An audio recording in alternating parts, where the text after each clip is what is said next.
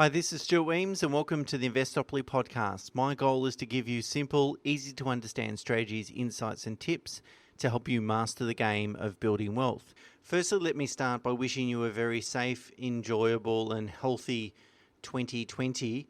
Thank you very much for continuing to join me on this podcast, and hopefully I get to share lots of useful information to help you build wealth. Okay, so in this episode, I'd like to talk about what a financial planner does for you. So what is their day-to-day job? What does it look like? And I think this is important for two reasons. The first one is that, firstly, it will give you a better appreciation for what's involved and therefore put you in a better position to decide whether you're going to get enough value from engaging in a financial planner. So that is, do you need one or are you fine to go it alone? And secondly, if you already have a relationship with a financial planner, then you know what a reasonable expectation is in terms of what they should be doing on an ongoing basis.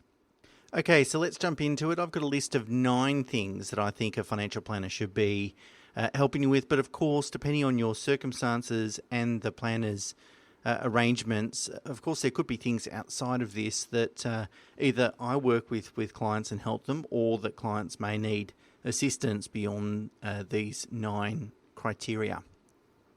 So first thing is to develop a long-term strategy. That's pretty self-explanatory. In fact, it's one of the predominant reasons that people engage a financial planner is so they can help them map out a long-term investment strategy that's going to help them achieve their financial and lifestyle goals. And that would include what to invest in, how much, when, what sort of ownership structures, etc., etc. Really a bit of a recipe, if you like, from how to get from A to B, being A's being where you are and B is obviously your financial and lifestyle goals and so forth. I believe and always have believed that adopting a holistic approach really generates or produces the most efficient and effective strategy, so therefore generates the most amount of value for a client, because it considers all facets, including super, property, shares, tax minimization, and so on. Whereas a sort of piecemeal approach, so dealing with someone, for example, that can advise on shares but not property, or vice versa, or someone that doesn't have that well-rounded tax knowledge, or doesn't really have knowledge on what's doable from a borrowing capacity perspective, for instance, opportunities might slip through the gaps there. So therefore, a holistic approach, I think, is really wise. Of course, a long-term strategy needs to be robust enough to accommodate expected and to some degree unexpected changes in your financial situation, in markets, in laws, and so forth. So that's not to say that small adjustments won't be necessary on an ongoing basis. They probably will be, but really shouldn't probably need to throw out the whole strategy. Obviously, engaging an advisor to help you develop a long-term strategy is going to yield quite a few benefits, including giving you the comfort that you are actually taking the right approach, ensuring you don't waste time pursuing the wrong path, strategy or avenue, and therefore, then you've got to really change everything 10 years later when you work out, hey, I've been going down the wrong path, and you've wasted that 10-year period. Making sure that you've considered all strategies as well. It's some of the feedback that I get from working with clients is that I present a strategy and people go, wow, okay, I never would have thought to take that approach. So the first one's develop a long-term strategy. The next one, the next bit that a financial planner will spend time on is researching investment options and strategies. And I think this is really important. The financial services industry is very dynamic. It's always changing. Fund managers are busily working hard to try and find an edge, a strategy that will help them achieve or produce better returns, or at least market a way in which it sounds like they'll be able to produce better returns. And also there's more academic and peer-reviewed research that's being published, particularly on the internet at an increasing rate. There's volumes and volumes and volumes of information out there. And so it's important to keep on top of it. Now, the key takeaway here is you have to determine what is a fundamentally sound, safe, proven strategy that is worthy of adoption versus what is just marketing noise, because a lot of it is just marketing. Let's develop a product, that's going to address a popular theme at the moment, and therefore attract a whole lot of monies, investment monies, for which we can charge fees on, and that's their business model. That's what they're hoping to do, is to come up with a product that sounds so good that you decide to invest in it. That's marketing, and there's lots of ways that they can try and persuade people to make that investment. Whereas that's not what we want to get sidetracked from. And I reckon out of maybe every 50 to 100 products or strategies I look at, I might pursue only one of them. So you've got to be super selective about what you're investing in, how it works, whether it's proven.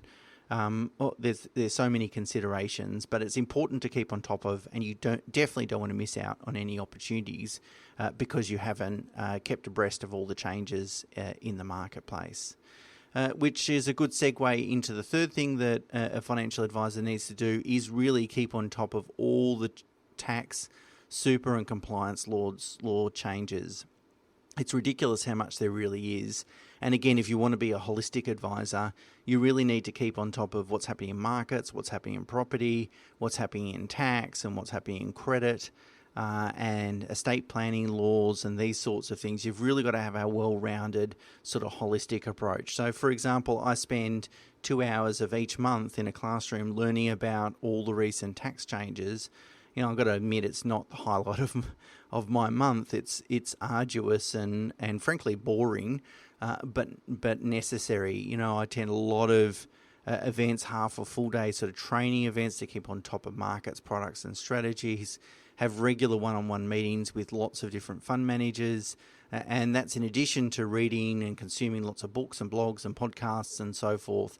So it is a very time-consuming process to make sure that you're able to keep on top of things, to ensure that you're giving accurate advice. The fourth thing is to make sure your client doesn't make any mistakes. So often I think investing is very simple, but it's not always easy. And the reason why it's not always easy is that it's people are often distracted by shiny objects, the new thing in the market, or react to fear. There's tons of negative newspaper articles or hysterical predictions. Sometimes they're tempted to try and take shortcuts. So they're sort of promoted, therefore, by greed. And I guess the best evidence that investing is simple but not easy is the fact that most Australians, actually fail to accumulate enough wealth to enjoy a comfortable, self-funded retirement.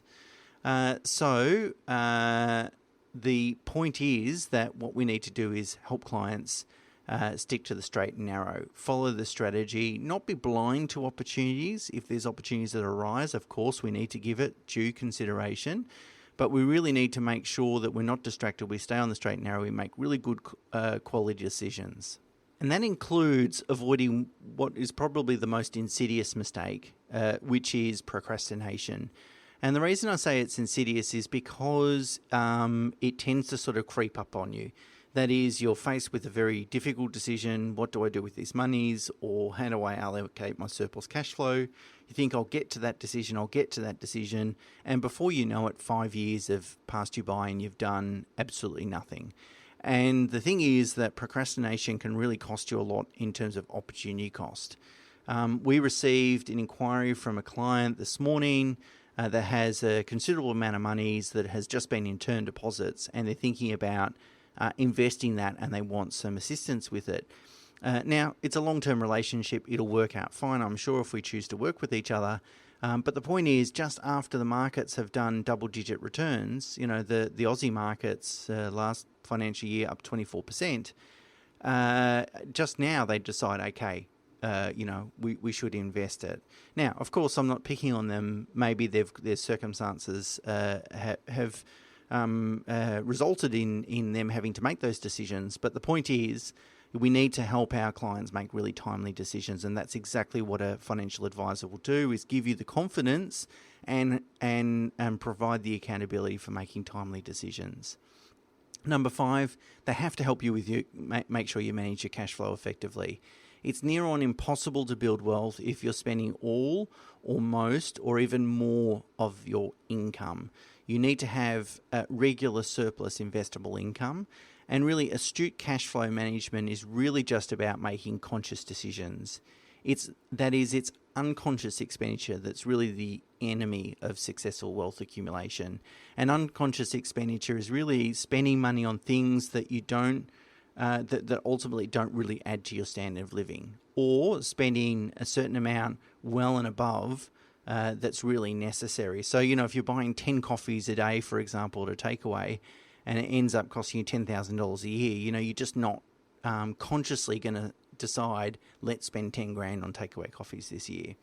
So it's really helping you get rid of unconscious expenditure, and it's actually easier and less painful than people might think, but an advisor needs to make sure you're on top of your cash flow.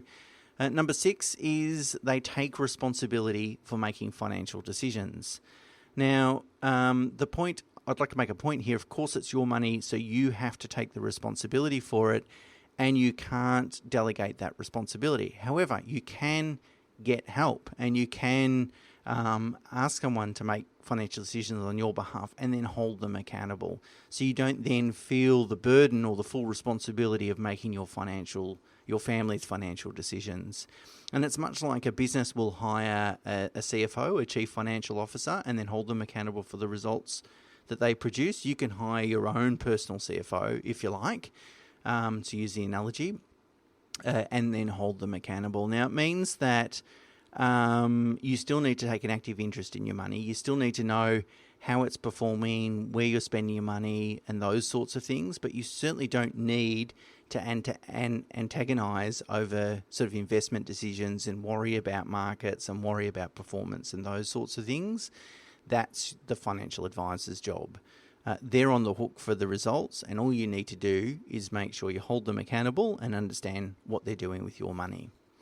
And I find that working with a lot of clients, that's one of the key, quite often it's an unexpected benefit of working together, is that they feel a lot more relaxed about their financial future because they know they don't have to take the burden of the full responsibility for making all the financial decisions.